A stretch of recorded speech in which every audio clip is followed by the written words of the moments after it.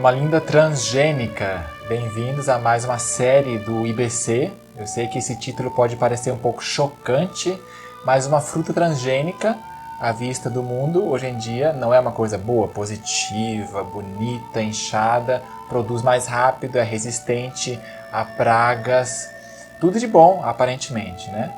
Mas não foi o código original dado pelo Criador à fruta, né, aos vegetais, às plantas. Então vamos ver também qual foi a intenção original de Deus para a Loma Linda, comparando com o que está revelado e também com o que nós temos de materiais aqui da igreja, oficiais, Richard Sheffer, o Legado de Loma Linda, CPB e assim por diante. Vamos aqui dar um mergulho na história para ver o que podemos descobrir. Eu não sou da área médica, mas sou filho de médico, sou irmão de médico, a minha irmã está aqui, ela vai nos ajudar também um pouquinho a ver e fazer uma análise de como está a situação, o que poderia ter sido e as instruções da nossa profetisa. Ela teve uma visão em 1863 sobre saúde. Foi nesse momento que na Igreja Adventista foi introduzido o assunto de saúde e teve a primeira visão lá em Otsego. Vocês lembram aquela série Transformação Total de Walter Weise, quando ele fala sobre, assim como Israel Antigo, a Igreja Adventista saiu de Babilônia, lá foi sair do Egito. E eles passaram pelo mar e passaram por várias experiências, e aí teve o maná em Êxodo 11. E dessa forma também ele aplica então, e Taylor Bunch também em seu livro O Êxodo Antípo e Antítipo, que o maná antitípico para Israel moderno é a mensagem de saúde. Também o pastor Bott tem uma série chamada Paralelos do Santuário, em que ele mostra que no Santíssimo o maná que está escondido lá é a mensagem de saúde de nossa igreja. Então começou nesse ano, 63, com essa visão, e ela então relatou ao irmão chamado Lay. E ela até ficou meio temerosa de relatar, por causa que era bem contrário às concepções da época. E foi esse irmão Lay que logo depois, 3 anos depois, aqui começou o Western Health Reform Institute, que subsistiu por 11 anos. Aqui nós vemos a foto. Interessante ver também aqui as vestimentas deles, né? Esse Instituto Western, por que Western? Não está na costa ocidental, tipo Califórnia, mas para aquela época do Adventismo era ocidental, porque o Adventismo começou lá em White, Tiago White de Maine, bem na costa mesmo. Então ali Michigan já era ocidente para aquela época, né? Califórnia ainda não tinha aparecido no mapa adventista. E aí aparece no cenário Kellogg, ele aqui foi um dos funcionários desse Western Health Reform Institute. Eu tenho aqui em mãos os materiais de 1888. E eu tive uma descoberta aqui, não planejada, lendo esse livro, falando a primeira vez que aparece Kellogg assim no Adventismo. E diz assim, ó, Ellen White diz aqui em 8 de março de 1889, tive uma entrevista proveitosa com a irmã Rankin e tal. Fui chamada a ter uma entrevista com um jovem irmão na fé chamado Kellogg. Ele está em dúvida se deve estudar para ser médico ou ministro. Aconselhei-o a orar com fé para que Deus lhe desse luz, pois a sua promessa é certa, se alguém quer sabedoria, que a peça. Né? Então, essa é a primeira vez que aparece Kellogg no cenário adventista, Ellen White aconselhando sobre, será que vou ser pastor ou médico? Né? Interessante. Então, isso aí. Aqui está ele jovem, geralmente a gente vê ele mais idoso, né? Com aquele terno branco de bicicleta. Ele está jovem. John Harvey Kellogg logo se tornou superintendente do sanatório ali do Western Health Reform Institute, que mais tarde veio se tornar o sanatório de Battle Creek. Tá? Ellen White e Tiago White, inclusive, o patrocinaram para ir estudar numa faculdade secular, porque eles sabiam a índole dele, espiritual e tudo. Foi um caso isolado, para que ele pudesse ensinar os adventistas. Tá? Isso é uma exceção, mas eu recomendo você ouvir o áudio de Diego Silva, aqui nesse link, em que ele fala que, via de regra, a instrução é nós não frequentarmos faculdades seculares do mundo. Bom, a história continua. Nós temos aqui o sanatório de Battle Creek. Em 1900, eles tinham 900 funcionários. Já pensou? um staff de 900 ali, realmente uma instituição muito grande. Ellen White tem bastante coisa a dizer sobre isso também, mas não é nosso enfoque hoje. E estava crescendo muito, mas também veio com ele problemas financeiros, endividamentos, né? Mas trouxe muitas dívidas, e o colapso financeiro de 29, então acabou trazendo a bancarrota, né? Esse instituto. Ele quis construir essa construção de uma torre de 15 andares e um refeitório luxuoso, com piso de mármore e tal, também trouxe bastantes problemas financeiros. Então assim foi o fim, estou só resumindo aqui como terminou o sanatório de Battle Creek. Para dar uma introdução, Kellogg mesmo faleceu aos 91 anos, em 43. Ok. Mas vamos voltar agora à questão de Kellogg. Ellen White repreendia bastante aos líderes da IASD por não aderirem à reforma alimentar, não é verdade? Carne, e ela repreendia e tal, especialmente tocando na carne.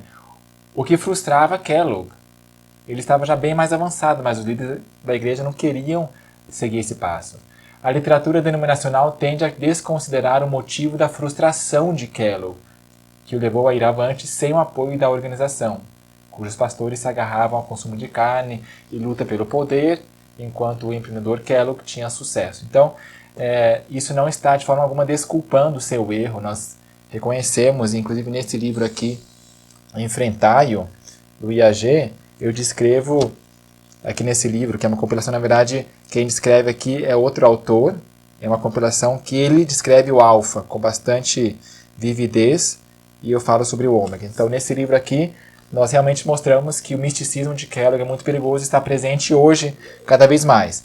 Mas eu só digo aqui isso por causa que muitas vezes nós não consideramos essa frustração, esse atrito. A liderança não queria seguir as reformas alimentares que ele estava propondo. Na verdade, que a Ellen White propôs e ele estava seguindo e tal. Porém, mesmo no apogeu do sanatório, enquanto o sanatório estava florescendo, ela diz o seguinte, Ellen White: a obra médico-missionária ainda está em sua infância.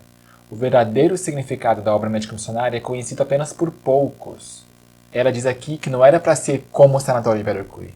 Não era para ser dessa forma assim, uma instituição, o jeito e tudo mais. Não. São poucos que compreendem como deve ser realmente. Tá? Então, como será que deve ser?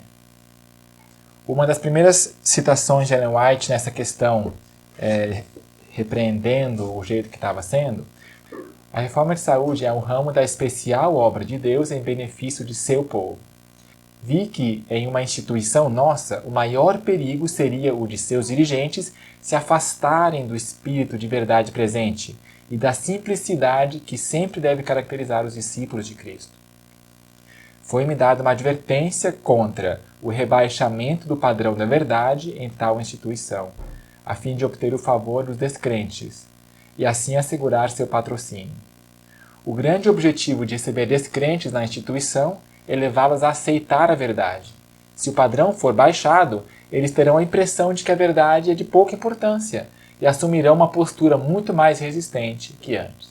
O negócio é tudo ou nada, ou faz do jeito certinho, não baixando o padrão, ou se baixar um pouquinho a norma para acomodar, sabe, para não chocar, é contraprodutivo. É pior do que se não existisse, porque a pessoa não adventista vai começar a resistir, sabe? E já, tipo, se queimou. Esse padrão, essa norma, quais eram? Normas do quê? Da obra médico-missionária? Da obra... A gente vai ver isso nesse vídeo. Quais são essas normas, qual é o padrão que Deus diz que deveria ser. Tá? Qual é o código genético. Meio ano antes de queimar o sanatório de Battle Creek, alguns meses antes, ela escreveu o seguinte: a Senhora White teve uma visão. Não consegui dormir após as 11h30 nesta noite. Muitas coisas em figuras e símbolos estão passando diante de mim. Há sanatórios funcionando em ordem perto de Los Angeles. Num lugar há um prédio ocupado e há árvores frutíferas no campo do sanatório. Nesta instituição, fora da cidade, há muita atividade. Isso foi em 1901. Os adventistas captaram, quer dizer que aqui vai ter institutos? Eu vou lá fundar, Deus vai abençoar. Então, por iniciativa privada, começou esse Alguém comprou um hospital aqui em Paradise Valley, em 1904, e também Glendale, em 1905. Com essa visão, foi dado assim, um pontapé inicial para a história de Loma Linda. Algumas pessoas já foram antes e aqui compraram esses 2 institutos, mas não era bem isso. Quando passeava pela região de São Bernardino, em 1905, Ellen White instruiu a Burden, que tinha voltado da Austrália, a procurar um lugar para um centro de saúde nesta área. Ele encontrou um complexo vitoriano à venda, chamada de Loma Linda. Tá? Então, vai lá procurar, ele foi procurar, comparar preço e tal. Ela falou que vai encontrar coisas muito abaixo do preço. E tal, ele foi lá procurar e achou um chamado Loma Linda, já existia, já fazia parte de uma organização médica, inclusive, acionários, investidores. E essa palavra Loma Linda significa colina linda. Loma Linda, né? Acho que é espanhol, Loma Linda. Mas ela estava tão abandonada nesse momento, os investidores não estavam... Eles tinham investido bastante dinheiro lá, só que estava parado, que chegou a ter o apelido de Lonesome Linda, ou seja, solitária linda, porque estava tudo parado. Quando Burden encontrou isso, eles queriam vender. Eram 13 alqueires paulistas, se fosse hoje em dia, né? 30 hectares. O preço, $110 mil. Hoje em dia seria 9 milhões de reais. 9 milhões de reais. Está caro? Está barato? Bom, agora eles baixaram o preço, baixaram até $40 mil. Hoje em dia seria 3 milhões de reais. E esse preço estava irresistível. A senhora White falou, compra, vai lá. Eu me engajo pessoalmente, mesmo que a igreja fale assim, ó, cuidado, não façamos dívidas e tal. Só que Ellen White tinha essa visão, não só literalmente, mas também a visão de negócio, empreendedorismo. E então ela falou, vai em frente, temos que achar uma forma de dar um sinal aqui. Então ela encontrou 1/40 desse valor, $1.000, seria 75 mil reais de sinal. Eles foram lá angariar e conseguiram assegurar, só que não estava pago ainda, né? Bom, Ellen White foi visitar o local com seu filho Willie, e ao descer do trem, ela disse para Willie, eu já estive aqui antes. Ela também disse o seguinte, ó, Battle Creek está decaindo, e Deus estabelecerá sua obra médica neste lugar. Ó, Battle Creek está decaindo. Isso foi depois do incêndio, depois que Kellogg já tinha construído aquele monumento maior ainda, contra a orientação profética. E ela disse, Battle Creek está fadado ao fracasso espiritual. Olha só aqui, Ellen White, com a esquerda Willie White, o seu filho, visitando o local, e Burden à direita, lhe dizendo, olha aqui, esse é o local e tal, e ela dizendo, eu já estive nesse lugar antes. Esse monumento aqui se chama This is the very place. Esse é o lugar exato que eu tinha visto. Numa das descrições também, Ellen White diz que havia árvores em forma de tenda. E parece que tinha lá árvores pepper trees. Seria árvores de pimentão, sei lá? Pepper trees, que tinha esse formato. Enfim, não tinha isso em Glendale nem em Paradise Valley. In 1901, Ellen White, one of the founders of the Seventh-day Adventist Church, described a property she had seen in a dream on which the church would build a great medical institution. She spoke of trees forming a canopy over patients in wheelchairs in the fresh air. She asked church members in Southern California to begin looking in the Riverside area for such a place. Pastor John Burden took her words to heart. He found a luxury resort for sale that seemed to fit the description. It was worth over $155,000, but was being sold for $110,000, out of the question for the debt-laden members. When the price eventually came down to $45,000, Mrs. White asked Burden to keep her posted. Burden persuaded the owners to sell for $40,000, but was only given a few days' option to buy at that price. Upon hearing this, Mrs. White responded immediately and sent a telegram to Burden. This is the very property we ought to have. Do not delay. Meanwhile, the local church leader sent a telegram advising him not to buy. Burden was caught in the middle. He forged ahead.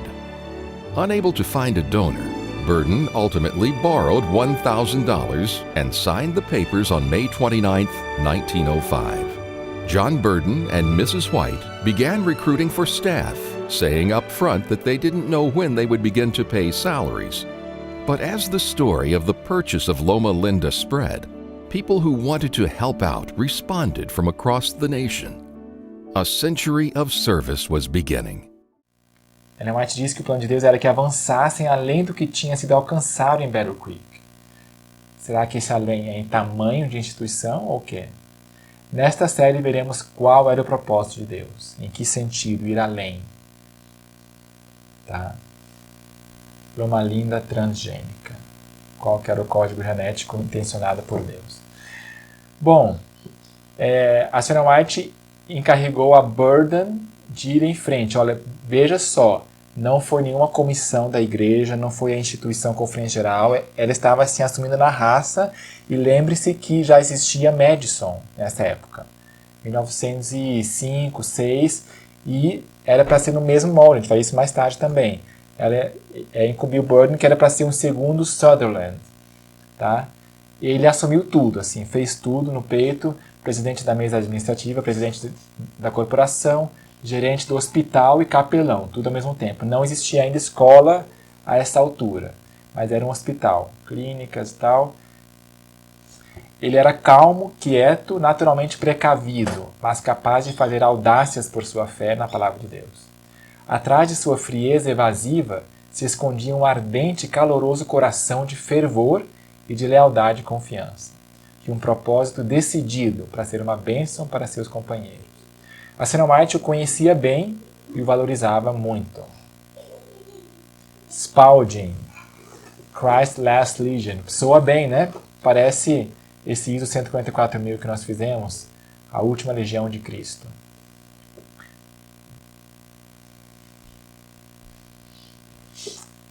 Burden, em seu relato, diz assim, enquanto se encontrava no refeitório, a Senhora White destacou: Deus vai restabelecer sua obra médica neste lugar. Estamos mais perto do ideal da obra médico-missionária do que quando acabamos de começar. Ele nunca quis que nossa obra florescesse no caminho profissional. É importante isso aqui para toda a série. Ele nunca quis que nossa obra florescesse no caminho profissional, nem comercial, no qual se apresenta ao mundo hoje, lá em Battle Creek. Temos educado enfermeiros que ficam ao lado da cama, quando deveríamos ter educado enfermeiras missionárias para que saiam aos lares das pessoas e aos vilarejos, povoados e cidades, ministrando a pessoas, cantem hinos do Evangelho e deem estudos bíblicos. Aqueles que fazem esta obra colherão uma linda colheita de almas, tanto dos caminhos altos da vida, como dos humildes. Ela diz aqui que esse método vai trazer reconhecimento do mundo, que vai dar fama mundial? Não. Mas o que é o foco? Vidas convertidas de fato, não vidas curadas, para continuarem pecando, comendo carne e assim por diante. Então a gente tem que ver qual que era a intenção original de Deus. Bom, 1906, então, um ano depois, logo já começa a escola de enfermagem. E foi incumbido, então, alguém para ajudar o tadinho do Burden, que burden em inglês significa uma carga, né? Então, ele estava com muita carga e trouxeram Howell. Também era partidário do modelo, esse blueprint, esse modelo, o ideal de Deus, né? A instrução da profetisa. A tarefa dele era ajudar a Burden, reunir o corpo docente e coordenar o curso ali que estava começando, de enfermagem. Tá? Só que um ano mais tarde, tchau para ele foi enviado para a Grécia. Para o outro lado do Atlântico, ele não tinha nada a ver com a Grécia, não sabia a língua, não entendia a cultura, mas infelizmente essa é uma prática comum para pessoas que incomodam, para pessoas que não estão segundo o plano. No céu a gente vai saber exatamente os motivos, né? Mas é muito estranho isso aí. Howard, que também cria no modelo, estava ficando, tipo, seria uma GAN para esse Sutherland da vida aqui de Loma Linda, mas colocaram ele já para a Grécia. Ok, aqui nós vemos Burden escreveu uma longa carta para um amigo chamado Rubble, da Associação Geral, que na verdade era para ser lida para o comitê da Associação Geral. Essa carta propõe buscar a aprovação do governo para os cursos de saúde em Loma Linda, do jeitinho que era o modelo de Ellen White. Ou seja, que esse curso, do jeito com o currículo de Ellen White, segundo o modelo Austrália, Madison, que o governo viesse e aprovasse, desse o seu selo, sobre uma nova modalidade. Tá? Era o mesmo caminho que os osteopatas e quiropráticos fizeram. Conseguiram abrir as portas para estar aprovados sem estar debaixo da Associação Médica Americana. Eles também lutaram e foram lá e conseguiram abrir a porta para o governo reconhecer. Não, osteopatia não é medicina, são duas coisas separadas. Osteopatia, então, será que a gente aceita? Não, sim, ok. Mas não está abaixo da Associação Médica Americana, AMA. Não, é outra coisa, entendeu? Então, essa era a proposta de Burden para a Comitê da Ação Geral. Eu não sei se seria o ideal, mas pode ser que sim, por causa que medicina realmente é uma coisa mais delicada do que Sutherland e Magan. Ali era mais enfermagem lá em Madison, né? Aqui a Ellen White falou sobre medicina, médicos mesmo. Então, enfim, mas o Burden propôs isso, que não fosse baixo medicina. Era plano de Deus que levantássemos nosso braço direito para estendê-lo e abrir as portas da mensagem evangelística do terceiro anjo a todo mundo. Então esse era o plano de Deus, e que o mundo conhecesse o que não sei qual seria o nome, não seria osteopatia nem quiroprática, mas seria um nome que seria dado medicina adventista, quem sabe. O mundo ficaria assim, isso aqui é uma outra modalidade, é especial, entendeu? Não que fosse medicina convencional. É uma coisa parecida com Harvard. Vocês sabiam que Harvard não está abaixo, digamos assim, o MEC é americano? Não. Mas eles são cabeça, eles são top. Então não precisa eles serem aprovados, eles servem de referência. Então nós vemos aqui na Bíblia, em Deuteronômio 28, verso 13, se nós tivéssemos seguido as instruções do Senhor, o Senhor te porá por cabeça e não por cauda. E só estares em cima e não embaixo, se obedeceres aos mandamentos do Senhor teu Deus, que hoje te ordeno, para os guardar e cumprir, entendeu? A condição é seguir o modelo, obedecer. Aí Deus teria abençoado. Mesmo que a nossa capacidade mental, intelectual, talvez não é como os de Harvard, mas a bênção de Deus é que faz enriquecer. Se o Senhor não edificar a casa, em vão trabalham aqueles que edificam. Então, com a bênção de Deus, teria ido longe, mas nós não quisemos ouvir. Dar ouvidos. Tá? O uso exclusivo dos remédios naturais, o único método que adere estritamente às leis de Deus, poderia ter sido um sucesso extraordinário se tivéssemos ficado firmes. Que pena, né? O que poderia ter sido? Mas, infelizmente, porém, foi acatando os requerimentos do Conselho Médico de Educação, AMA. Tá? A Ellen White diz assim, a Daniels: podemos, com benefício, diminuir muito do trabalho desnecessário que se faz. Dando tratamentos comuns ao enfermo, se obterá mais resultados. Vez após outra, ela instruiu. Claro, não seria fácil, Satanás se oporia e seria tarefa árdua lutar pelo reconhecimento. O que é isso? Medicina adventista agora? Quer criar uma nova profissão, coisa assim? Porém, os osteopatas abriram caminho. Estava lá, era um exemplo, como que Deus dando a dica, olha, é por aqui, ó, deu certo neles. É como que Deus tem que ficar empurrando, puxando. Mas não quiseram ouvir. Agora, noutra frente, Satanás, em Battle Creek, estava separando o aspecto médico do evangelismo. O plano de Deus não é médico missionário, em uma só pessoa que fizesse tudo. Mas não, médico é uma coisa, evangelista é outra. É justamente como nós temos hoje, não é? O pastor e temos o médico. Cadê essa sinergia? Não era plano de Deus. Nós vemos cada vez mais entrando no arraial adventista, médico, o profissionalismo. Ou seja, salário, essa questão, salário mais alto. Só um médico treinado numa instituição credenciada pode diagnosticar, prescrever e tratar. Treinamento em drogas e cirurgias. E também pouco conhecimento de tratamentos naturais. A minha irmã, Miriam, estudou numa escola com filosofia adventista chamado Instituto Wildwood, lá nos Estados Unidos, na Geórgia.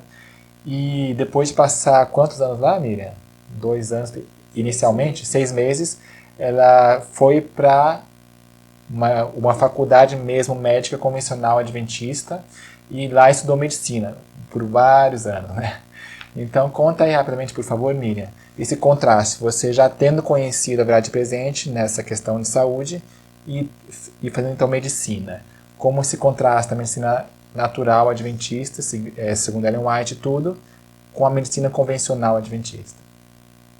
Realmente eu tomei o passo de estudar na faculdade de medicina após o estudo referente à verdadeira educação na instituição prévia e tive um conflito muito sério entre Deus e eu para ter certeza que seria um chamado dele. E ele me confirmou que esse era o chamado para aquele tempo. Então eu enfrentei a faculdade de medicina pisando em ovos e consciente que infelizmente o sistema educacional não estaria seguindo em pleno as orientações de Deus referente à educação superior. E eu tive várias experiências de perceber o quão doloroso é para a carreira profissional cristã se manter dentro dos conceitos e dos princípios divinos quando nós desobedecemos às orientações de Deus de que realmente não deve ter um fio de conexão com as instruções mundanas. Então, algo muito marcante para mim foi de observar que vários entre os colegas perderam o foco e a visão missionária com a qual tinham iniciado a faculdade. Interessante que, de forma mais enfática, isso aconteceu após o 4º ano de medicina, quando tivemos a matéria de farmacologia e começamos então a dar consultas médicas a localidades pobres. De repente, os estudantes viam agora uma fila de pessoas se formando para obter o conhecimento que eles tinham recém adquirido, mas dessa forma nós nunca sabíamos qual seria realmente o resultado dos pacientes, porque nunca mais os víamos. Isso, de uma forma até perigosa, criou confiança nos alunos de que esses remédios, esses medicamentos farmacêuticos teriam uma solução na saúde do paciente. Outro aspecto também bem marcante foi ao nós fazermos estágios em hospitais, observarmos a atitude de colegas, estudantes de medicina em níveis superiores ou até já formados, com uma atitude bem fria, calculista em relação aos pacientes. Então, nós, jovenzinhos, sentimos que seria até, de certa forma, uma vergonha demonstrar afeto, carinho e empatia aos pacientes. E isso teve um forte peso de estimular nos alunos uma postura também não cristã, não evangelística. No final do curso você fez um estágio num hospital grande ali nesse mesmo país. Como foi a experiência lá? Bem, a experiência num hospital convencional, né, embora com filosofia adventista, simplesmente deu seguimento ao que já tinha sido ensinado durante a faculdade.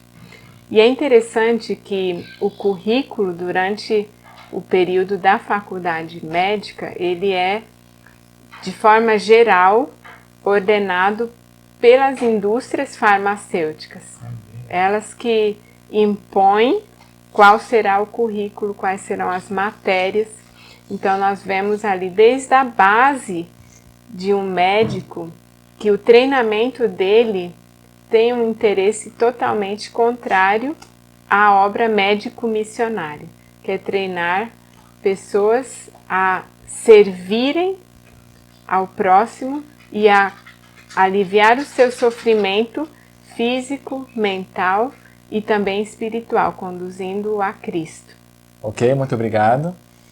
Nós vamos agora a Battle Creek ver que ali o tal do Colégio Médico Americano, que pertencia ao sanatório de Battle Creek, procurou copiar as escolas do mundo. Ele buscou receber o credenciamento, tendo um curso dividido. Primeiros 2 anos lá em Battle Creek, né, Kellogg e tudo, os últimos 2 em hospitais não adventistas de Chicago.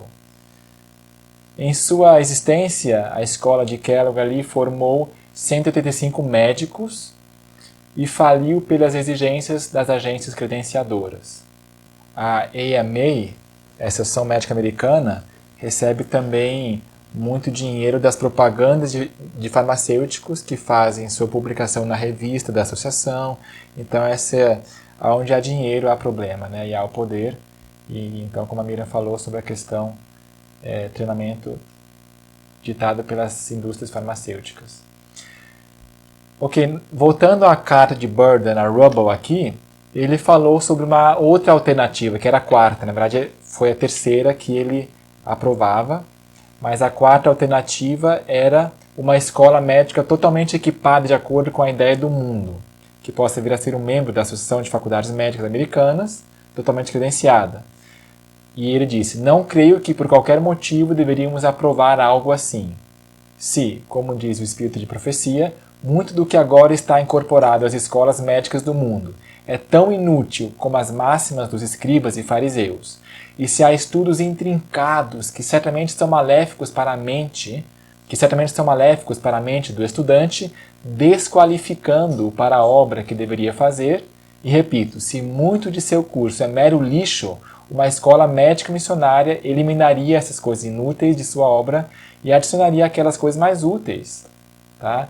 A Betsy é uma testemunha dessas questões do encargo intelectual que é o curso de medicina.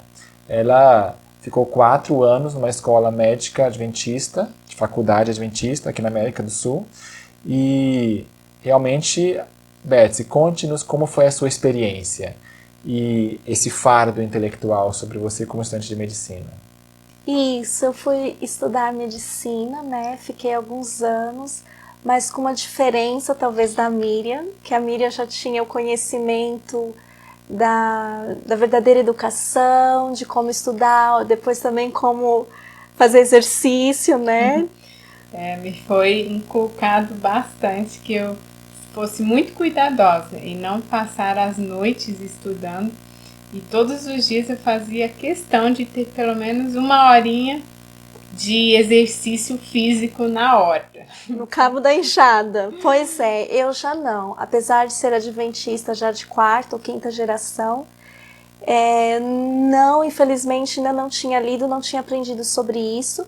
Fui para a faculdade com muita determinação, acordava muito cedo, umas 3 da manhã. Mas só que assim, eu comia quando me batia fome, não tinha horário para comer. Assim, certo como a senhora White, Deus nos ensina. Então foi se acumulando o estresse, que é bem puxado. E quando estava próximo das provas, eu ficava doente. Eu ia parar no sanatório, ficava internada. Mas porque você não comia direito, não? Eu não comia direito, não sabia me alimentar. Eles ofereciam assim, comida à noite, realmente eu vinha com a cabeça assim, cheia, com fome, comia pesado, comia queijo. E o meu exercício era jogar a bola, sabe? Então assim, eu penso que as leis da saúde eu não respeitei. Coisa simples, mas que pro momento ali se exigia bem, né? Nutrir o corpo de maneira correta. Como foi o fardo intelectual para você, assim, nesse estado? Olha, chegou a um ponto, no último ano que eu desistia até da faculdade, que eu não conseguia aprovar nenhuma matéria do ano inteiro. E eu gostava de estudar, eu me identificava com o curso. Até o decano, o reitor veio falar comigo, professores vieram falar comigo. Tentei mudar de curso para enfermagem, eles não deixaram. Não, você leva jeito, é só alguma coisa que está acontecendo, mas eu não conseguia render na questão das notas. E era muita matéria, livros grossos. Às vezes parece que o professor pensava que só existia a matéria dele, né? Mas não, eram 8 matérias ao mesmo tempo, simultâneas. E realmente isso foi um fardo para mim. E eu não consegui, não aguentei. E suas amigas que conseguiram concluir o curso, você percebe alguma sequela nelas? Elas te contam? Sim, as amigas que eu ainda tenho contato, elas conseguiram terminar, são médicas, mas elas têm algum problema de saúde. Se esforçaram demais e elas mesmo falam, olha, devido que ou fiquei varando a noite inteira, muitos ficavam tomando café para, né, aguentar, não dormir. Então, assim, infelizmente aconteceu isso. Maléficos para a mente do estudante, desqualificando para a obra que deveria fazer.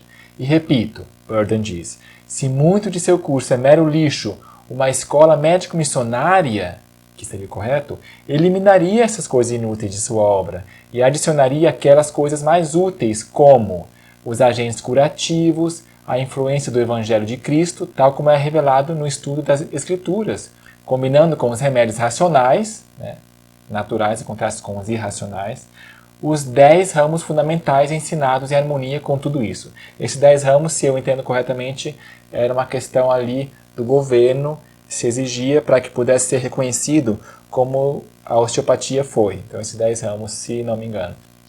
Aí então lança a pergunta, seria uma escola assim, da forma seguindo o modelo, chamada superficial, simplesmente porque permaneceu firme sozinha e não foi reconhecida pelas escolas modernas do mundo? E Burden, na mesma carta também, fala sobre uma proposta de um intensivão de 1 ano, para quem quer ter só uma lambujada sobre médico missionário para ir para o campo. Pessoas até estavam esperando esse curso ser aprovado, pessoas esperando lá em Loma Linda, esperando até que fosse aprovado para que eles pudessem fazer esse curso. E ele falou aqui as matérias que teria esse intensivão: hidroterapia, massagem, higiene, psicologia, que se subentende que não é a psicologia convencional secular de hoje em dia, né? Anatomia, dietética, culinária, vestimenta saudável, estudo das enfermidades e diagnóstico e método médico evangelístico. Assim que deixei a faculdade de medicina e conheci o Daniel, fiz um curso em Braganem, inclusive a Miriam estava lá. Foi o primeiro momento, assim, foi 1 mês, um curso light, né? Que é uma pincelada de como que é um médico missionário. Depois nós fomos para Honduras. Lá em Honduras eu fiz o curso missionário de 1 ano. Na verdade foi um pouco um choquezinho para mim, que tinha vindo de uma maneira de pensar como deveria ser o trabalho médico, mas eu tinha, por exemplo, tinha aprendido hidroterapia. Me encontrei com uma pessoa e passei para ela, faz assim, quente, frio, uma oração, uma massagem. Em 4 meses a pessoa ficava curada. Então, assim, a gente via em Honduras. Você aprendeu, né? Tô contando bem resumidinho, né? Mas a gente via, assim, como que realmente é o trabalho médico missionário. Aí, voltando ao Brasil, pensei, não, gosto de estudar, quero saber mais. Então, aqui conheci o curso do Instituto Henninger, da Dilsa, que é um curso de 1 ano, de 1 ano e pouquinho, mas nós pudemos fazer matérias e o que eu gostei no final do curso, a gente não sai como um charlatão, mas a gente sai com não é um título, não pode se dizer que é uma profissão, mas é uma ocupação, o naturoterapeuta. Então, aqui tem alguns sites que pode entrar em contato, por exemplo, tem o Sinatem, que é o Sindicato Nacional de Terapeutas Naturistas, e o FENAT, que é a Associação Geral da Ordem dos Naturologistas do Brasil.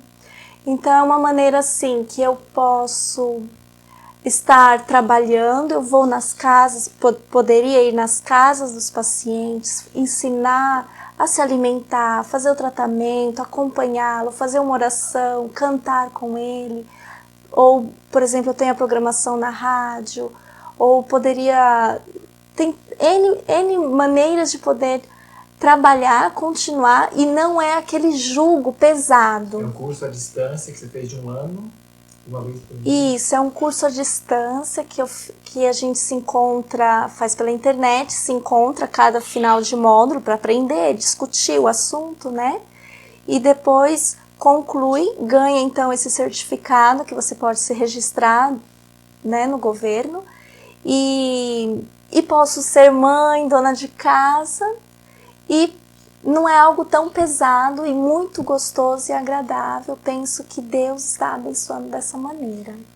Miriam, para você terminar o teu treinamento em medicina, você depois voltou para o Wardwood, fez alguns anos lá de treinamento e agora você está envolvida em ministério que ensina saúde, curso de saúde, curtos. Conte-nos um pouco sobre eles, por favor. Agora aqui no Brasil realmente estão explodindo vários tipos e tempos de duração de cursos diferentes na área de missão e saúde. O evangelismo preparando as pessoas leigas em saúde para utilizarem os métodos simples, os remédios de Deus para o alívio do sofrimento. E de forma geral eu posso dizer que grande parte dos conhecimentos que eu utilizo no meu dia a dia com os pacientes é o que eu aprendi durante um desses cursos. E aí a duração vai da condição que cada aluno tem em termos de tempo para poder participar. Nós temos cursos de 3, 4 semanas, que são os cursos de 1 mês, tanto pela instituição do Light, que é uma instituição global com foco de treinamento em saúde. Nós temos também outros cursos que têm surgido sem uma afiliação direta com alguma instituição reconhecida. E eu ressaltaria só a importância que realmente os coordenadores desses cursos tenham de se manter sempre alinhados com a palavra de Deus, com a inspiração pelo espírito de profecia, porque há um grande perigo também que a gente acabe se desviando, incluindo metodologias que, embora sejam simples e naturais, não tragam um selo de aprovação divina. E quando alguém se forma nesses cursos, o que faz depois, geralmente? Qual a perspectiva? Ou não é no sistema, né? Como é que é isso? Sim, o foco não é buscar e receber um credenciamento, né? Senão realmente com agora um conhecimento baseado na ciência, na fisiologia, na ciência verdadeira, poder aliviar o sofrimento das pessoas. Do jeito certo. Exato, de uma forma que englobe o método de cura aprovado pelo céu, que são os 8 remédios. Ok, mas agora concluindo nessa carta de Burden, infelizmente não era Burden que estava na presidência geral, nem Owen, nem Rubble, aliás, mas era Daniels. Quem era Daniels? O mesmo que estava tentando eliminar a Madison desde 1904, o mesmo que recusou deixar de comer carne quando Ellen White o interpelou em 1909, e o mesmo que em 1911 contou a Magan que era ridículo sair da cidade. Então, com uma pessoa assim, infelizmente, não se pode esperar muito no sentido espiritual do progresso da obra. Nós vemos aqui, por exemplo, quando perguntavam a Daniels por que você, sendo presidente da Associação Geral, comeu carne toda a sua vida? A resposta dele geralmente era, porque me faz bem. É muito triste isso, conhecendo as implicações espirituais e o fato de que ele era líder da igreja mundial, como exemplo, não é? Bom, Burden, depois de alguns anos, foi transferido também de Loma Linda para outro ali, um secundário, Paradise Valley, e a escola seguiu um rumo que nós vamos nos aprofundar na próxima palestra. Na próxima palestra também vamos falar sobre outro modelo simples atualmente, né? A gente não quer só falar como deveria ter sido, mas também como deve ser e como pode ser, mesmo que não é mais o plano A, nem o B, nem o C, já, mas o modelo que nós recomendamos chamado domiciliar. Vai estar aqui conosco uma amiga nossa que vai falar. E para concluir, eu gostaria de meditar num trecho bíblico aqui de Davi e Golias. Olha só, aqui nós temos alguém com a armadura israelita convencional. Desse jeito aqui estavam vestidos os soldados, os irmãos de Davi, Saul, nesse estilo aqui mais ou menos. Tá? E quando Davi quis ir lá lutar contra Golias, qual foi o apelo? Tenta vestir isso aqui, essa armadura, vê se te encaixa aqui direitinho. Só que, o que foi? Como é que Davi foi lá? Na cara e na coragem, especialmente na bênção de Deus, né? Saul, porém, disse a Davi, você não pode ir lá contra esse filisteu para pelejar com ele, pois tu ainda és moço, e este homem de guerra desde a sua mocidade. E lá no verso 38 diz, e vestiu a Davi de sua própria armadura, e pôs sobre a cabeça um capacete de bronze. Ó, isso aqui é o jeito mundano, secular, de querer enfrentar a luta. Convencional, medicina convencional. É o jeitinho que o mundo faz, ó. Tenta vestir isso aqui, fazer tudo, tecnologia, tal. Davi cingiu a espada sobre a armadura e procurou em vão andar. Não conseguia nem andar, pois não estava acostumado àquilo. Isso aqui é a versão Almeida antiga. E Davi tirou aquilo de sobre si. Então tomou na mão seu cajado, escolheu do ribeiro 5 seixos lisos e pô-los no alforje do pastor que trazia, a saber, no surrão. E tomando na mão a sua funda, foi-se chegando ao filisteu. E o filisteu também chegou à sua frente, tal, com seu escudeiro, ó, todo armado. Davi, porém, com a simplicidade lá, né, os métodos simples que Deus deu de natureza e tal. Deus foi mais honrado assim. Quando o filisteu olhou e viu a Davi, desprezou. Ó, não é essa reação que o mundo olha para a medicina natural? Método simples, barro, argila, carvão, né? Desprezou, porque era moço. Ih, esses leigos aí, ruivo e de boa aparência. Disse o filisteu a Davi, sou eu algum cão para vires a mim com paus, e com argila e com piche? Vocês sabem que o Hospital do Pênfigo tratava pessoas com piche. Tem até um livro da CPB, um livretinho, O Tempo Não Apagou, que eles contam essa história do pênfigo e que como eles tinham esse impacto nas pessoas. Com métodos simples, né, no caso a geoterapia, curava-se o fogo selvagem. E a minha irmã, quando leu esse livro, ficou tão empolgada, foi lá fazer um estágio, só que nada mais daquilo lá. Hoje em dia se trata com uma coisa mais farmacológica, mais química e tal, é mais higiênico e também, né? Enfim, é muito triste isso. Para onde está rumando nossa medicina? Tá muito preocupante. Aqui, sou eu algum cão para tu vir a mim com paus, com pedra? E o filisteu, pelos seus deuses, amaldiçoou a Davi. Vem a mim, e eu darei a tua carne às aves do céu e às bestas do campo.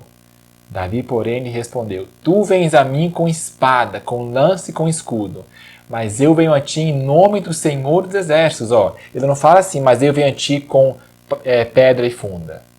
Né? Ele não estava confiando em seus instrumentos humanos. Nós não devemos colocar a confiança na argila, no barro, na água, nas compressas.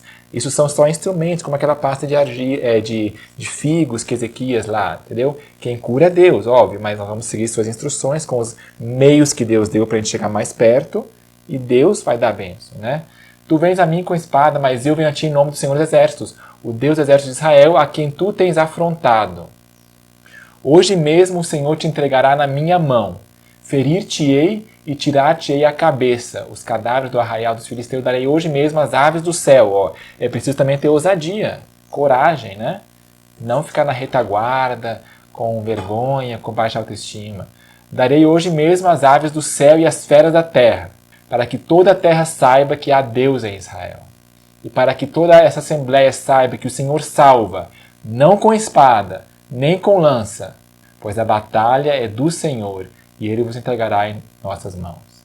Quando o filisteu ouviu isso, ele não aguentou mais, se levantou e veio chegando para se defrontar com Davi, e este se apressou e correu ao combate. É outra vez aqui, ó, ser arrojado. A nossa guerra é agressiva, diz Ellen White, na versão só em inglês. E Davi, metendo a mão no alforje, tirou dali uma pedra com uma funda, ele atirou, ferindo o filisteu na testa. E a pedra se lhe cravou na testa, e ele caiu com o rosto em terra. Correu Davi, não acabou aí não, correu ainda para cima do filisteu, e tomando a espada dele mesmo, e tirando-lhe da bainha, o matou, decepando-lhe com ela a cabeça. Então, vendo os filisteus, fugiram. Então essa foi a vitória ganha com os métodos simples que Deus instruiu, que Deus aprova. Na verdade, a confiança nele e o mais, métodos naturais da natureza. Em 1 Coríntios, capítulo 1, verso 27, nós temos uma referência aqui a esses métodos simples que são tão rejeitados, ignorados pelo mundo, quando diz: Deus escolheu as coisas loucas deste mundo para confundir as sábias, e Deus escolheu as coisas fracas deste mundo para confundir as fortes, e as vis e as desprezíveis e as que não são, com um objetivo, para aniquilar as que são, e para que, como está escrito no verso 31, aquele que se gloria, glorie-se no Senhor. Então, isso é uma experiência tanto de que o meio utilizado como o ser humano que o utiliza precisam estar completamente sob o poder divino para que esse meio natural tenha um efeito sobrenatural. Muito bem, então, portanto, estamos encerrando a primeira parte somente dessa série Loma Linda Transgênica. Qual foi o código original que Deus deu, o código genético? Como era para ser, o que poderia ter sido? E, infelizmente, como foi modificado lá na base, lá no fundamento, lá na direção. E hoje em dia, Loma Linda é uma instituição de porte, de respeito. Realmente lá se formam milhares de médicos, mas é medicina convencional. Parece que está tudo igual às mesmas maçãs, gordinhas, inchadas, sem sabor um pouco, né? Mas fortes contra doenças, né? Então Loma Linda hoje em dia é grande, é poderosa no jeito do mundo. Do mesmo jeito que Saul era poderoso lá com a sua armadura e tudo, mas e a coragem e o resultado? Golias estava lá, zombando de Deus.